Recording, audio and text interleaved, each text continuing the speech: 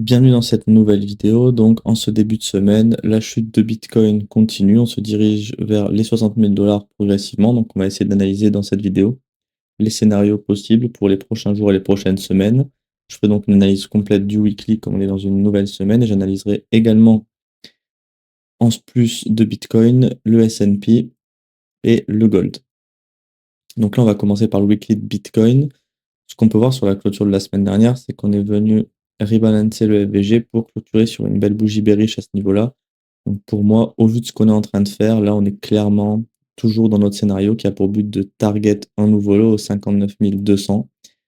Aller chercher un nouveau lot ici, ça nous intéressera pour notamment avoir le point de choc futur qui est actuellement aux 83 000 dollars, redescendre vers ce niveau-là. Donc là, on aura déjà un point de choc qui sera beaucoup plus proche du price action pour potentiellement revenir dans des scénarios de longue.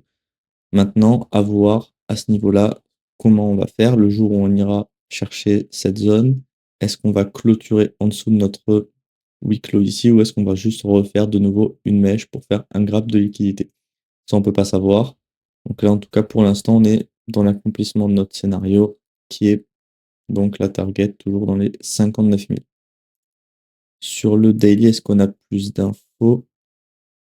Alors, sur le daily, c'est plutôt clean. On avait eu première mitigation et rejet au sein de notre POI daily ici. Maintenant, je vais prendre ceux qui sont au-dessus. On a eu de nouveau un POI qui a été créé ici ce week-end. Je n'ai pas pu vous faire de vidéo malheureusement, donc je n'ai pas pu vous le tracer en temps réel. On était sur un POI qui a été validé fin de semaine dernière, qui a donc eu une mitigation lui aussi et qui est en train de faire un beau rejet. On a eu en plus hier une clôture qui est plutôt intéressante pour vraiment continuer le rejet au sein de ce POI. Donc maintenant, même sur du daily, clairement, on s'attend à une target ici. De toute façon, notre scénario qui est tracé maintenant depuis le 6 juin, c'est un scénario de short comme ceci. Donc maintenant, on va patienter pour voir comment ça réagit. On a eu en plus un deuxième scénario que j'aurais pu vous tracer ici. J'aurais pu vous tracer quelque chose pareil comme ça. Maintenant, à voir. On peut faire une réaction sur le lot d'ici. On peut voir que potentiellement, ça pourrait nous faire un grab de liquidité pour alimenter peut-être le futur mouvement haussier. Maintenant, à voir. Pour l'instant, en tout cas, tout est toujours aligné à la baisse. Donc, on va essayer de voir sur le H4 si on a plus d'indications ou pas. Alors, donc là, on avait nos deux PY daily ici. Sur le H4, on avait fait quoi? Donc là, c'est dans un choc baissier. Là, on avait un PY H4 de short qui a été invalidé. Et après, ouais, PY qui était ici, invalidé pour, du coup, probablement faciliter en fait la mitigation de notre PY daily qui était imbriqué juste au-dessus. Donc ça confirme ce que je vous dis dans chaque vidéo, c'est que si vous avez un PY ici et juste au-dessus un autre PY, il y a des chances que celui-ci serve d'investment pour faciliter la mitigation du premier. Comme on peut voir ici, il y a eu une réaction donnée pour ensuite exploser à la réouverture des marchés depuis dimanche soir et donc faciliter la mitigation du PY daily. Et ensuite, on vient donc repartir sur une norme de baisse. Alors, suite au choc qu'on a eu ici, on a eu 63 800, on a eu la création d'un nouveau POI comme ceci. Donc là, clairement, tout est encore aligné à la baisse, même sur cette time frame là. Donc pour moi, il y a pour l'instant aucun élément haussier. En H4, pour moi, de ce que je vois actuellement, le swing pullback a été terminé. Il a été très propre. On est revenu rebalancer le premier POI daily au sein du range.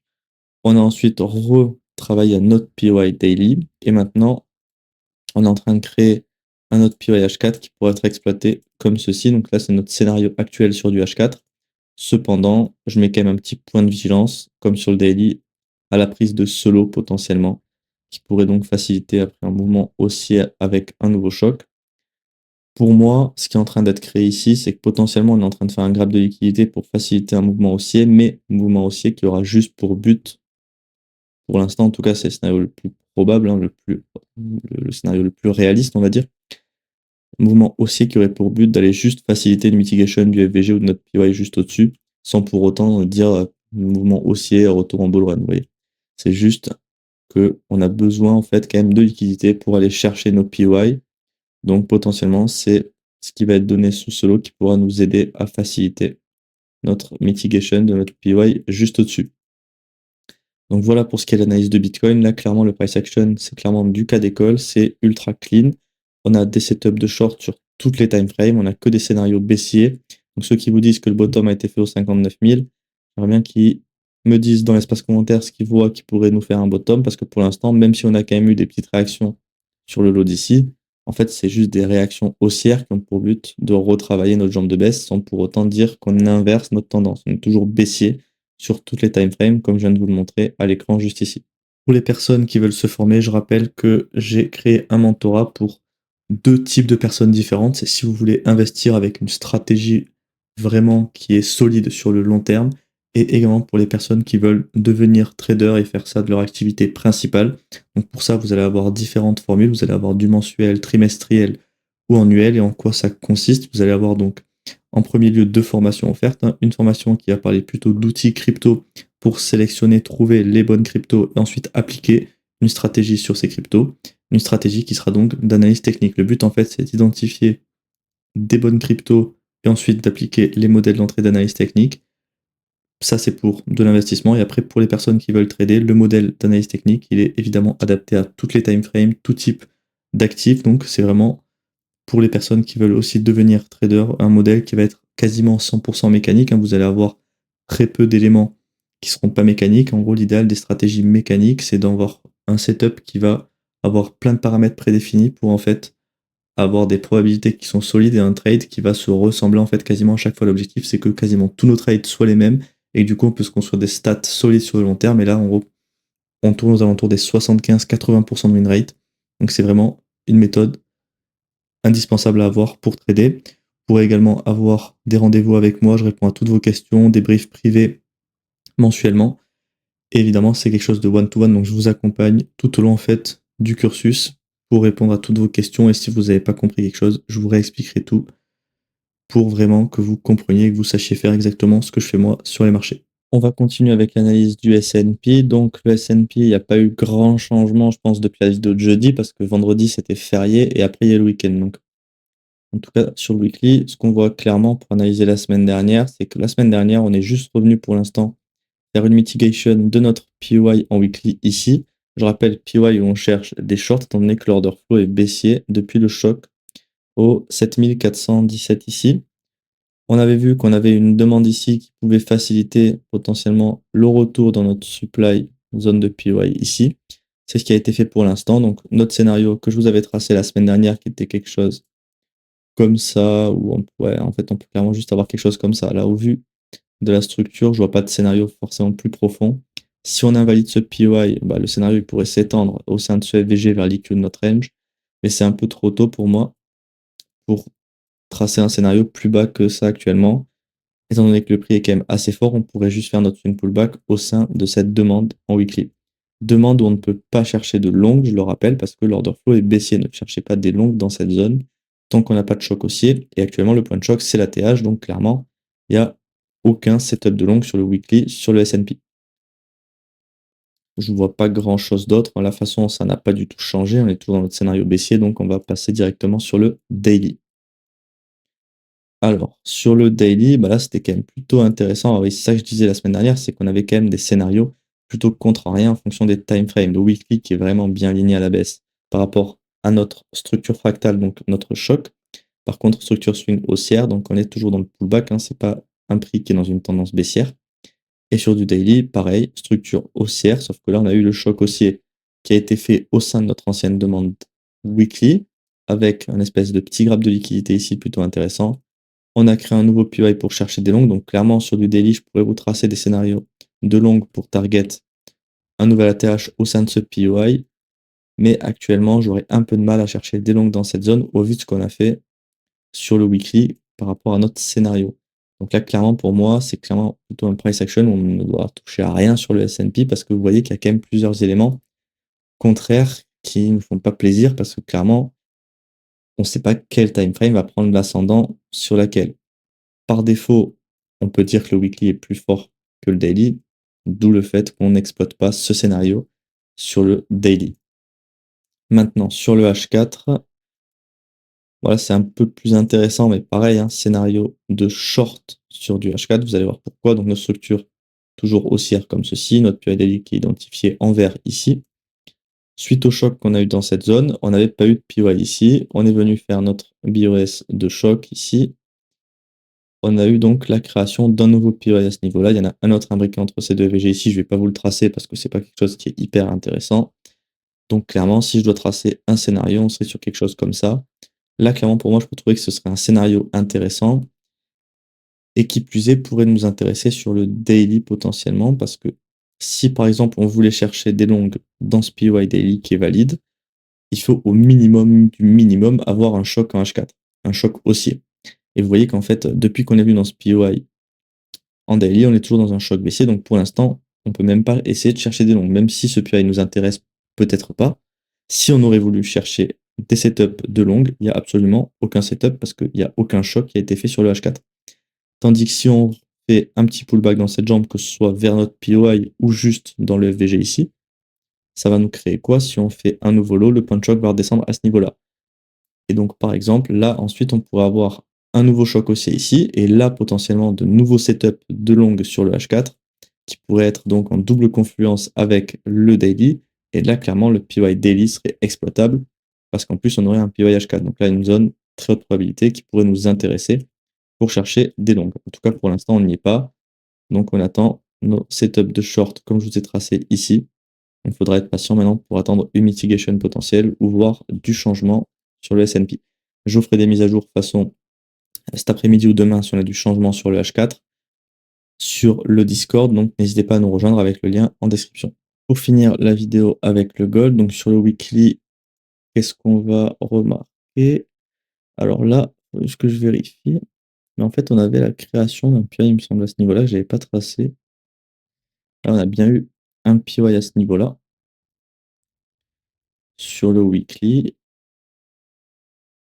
qui avait été fait déjà la semaine dernière, mais je n'avais pas dû remarquer. Donc voilà, clairement, bah, du coup, le scénario, il aurait déjà en train, il serait presque réalisé. On aurait attendu du coup quelque chose comme ceci pour aller chercher un nouveau lot ici dans notre ancienne demande weekly, qui est également imbriqué dans un POI mensuel, donc grosse zone de support à ce niveau-là. Il faudra être vigilant quand on prend le lot pour voir la réaction.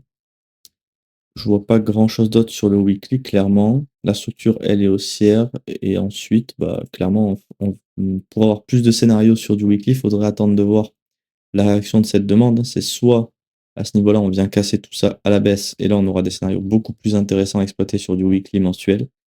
Soit si on fait un nouveau lot ici avec une mèche, par exemple, un graphe de liquidité ou autre, et qu'on reste au sein du PI mensuel, il nous faudrait attendre un choc haussier qui serait potentiellement donné à ce niveau-là ou un peu plus bas en fonction de combien de temps ça prend d'aller chercher cette zone. Et à ce niveau-là, si on refait un choc aussi, on aurait des très beaux scénarios de longue pour aller rechercher un nouvel ATH sur du gold. En tout cas, c'est tout ce que je vois pour l'instant à dire sur le weekly. Le price action, il est plutôt clean, mais les scénarios sont en train d'être réalisés, donc il faut juste être patient. Je vois pas grand-chose, hein. En tout cas, ce que je vois clairement, c'est que la bougie de la semaine dernière est ultra bearish. En plus, la réaction a été faite au sein d'un POI weekly. Donc pour moi, clairement, on s'attend à une baisse. Maintenant, est-ce que le daily peut nous confirmer ça?